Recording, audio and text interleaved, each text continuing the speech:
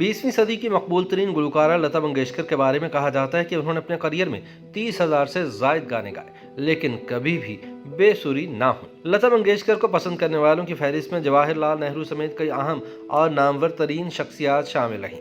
कहा जाता है कि इंडिया के पहले वज़ीर आज़म पंडित जवाहरलाल नेहरू ना तो खुद किसी के सामने रोते थे और ना ही किसी का रोना पसंद करते थे। लेकिन सन 1963 में जब लता ने नगमा निगार प्रदीप का लिखा नगमा ए मेरे वतन के लोगों गाया तो नेहरू अपने आंसू नहीं रोक पाए। गाने के बाद नेहरू ने कहा, बहुत अच्छा, इस लड़की ने मेरी आंखें नम कर दी।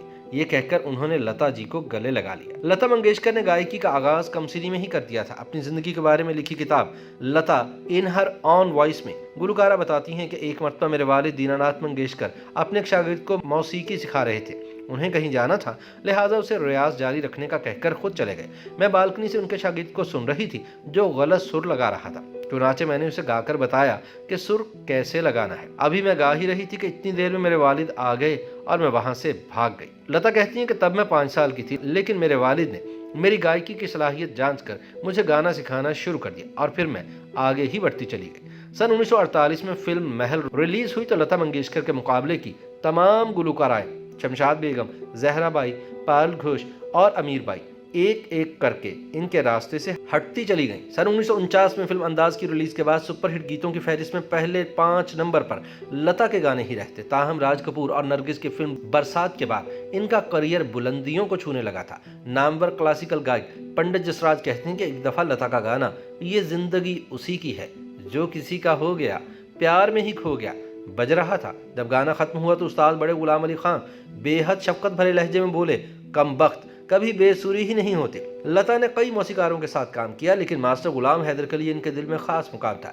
लता जी के उर्दू के बेहतरीन तलफ़ुज़ ने भी लोगों की तवज्जो हासिल की और इसका सेहरा एक तरह से दिलीप कुमार के साथ जाता है। जब अनिल बसवास ने पहली मरतबा लता का तारुफ दिलीप कुमार से बतौर गुलकारा करवाया तो दिलीप ने कहा कि मराठी लोगों के मुंह से दाल भात की महक आती है, वह उर्दू का बगार क्या जाने। लता ने इस तबसरे को एक चैलेंज के तौर पर लिया और बाकायदा उर्दू सीखी। लता इस हवाले से भी खुशकिस्मत रही कि बहुत लंबे अरसे तक इनकी आवाज़ की जवानी बरकरार रही। सन 1961 में इन्होंने गीत कश्मीर की कली हूं मैं गाया। जिस लता की आवाज़ जितनी जवान थी उतनी ही 12 साल बाद उनके गाने बाहों में चले आओ में भी लगी। लता मंगेशकर की आवाज़ को हिंदुस्तानी अवाम भगवान का सबसे बड़ा तोहफा मानते हैं और इनसे बेहद प्यार करते हैं। सन 1989 में लता को इंडियन फिल्म इंडस्ट्री का सबसे बड़ा एजाज़ दादा साहब फाल्के अवार्ड दिया गया और सबसे बड़े शहरी एजाज़ भारत रत्न से सन 2001 में नवाजा गया। लता ने जब यश चोपड़ा की फिल्म वीर ज़ारा के गीत गाए तो ये कहकर पैसे लेने से इनकार कर दिया कि वो इनके भाई की तरह हैं, लेकिन यश चोपड़ा ने फिल्म की रिलीज के बाद लता जी को मर्सिडीज कार तोहफे में भिजवाई जो जिंदगी भर लता के इस्तेमाल में रही। लता जासूसी और सस्पेंस पर मबनी लिटरेचर की भी शौकीन थी।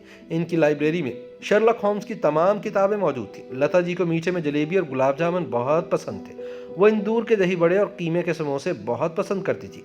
लता को लीमू का अचार और जवार की रोटी भी पसंद थी। YouTube पर गूगली न्यूज देखने के लिए youtube.com की सर्च बार में गूगली न्यूज टीवी टाइप करें। गूगली न्यूज के पेज पर सुर्ख रंग के सब्सक्रिप्शन वाले बटन पर क्लिक करना ना भूलिए। YouTube पेज पर अपलोड होने वाली वीडियोस से बाखबर रहने के लिए बेल आइकन पर क्लिक कीजिए। आपको हर नई वीडियो के बारे में नोटिफिकेशन मौसूल हो जाएगा।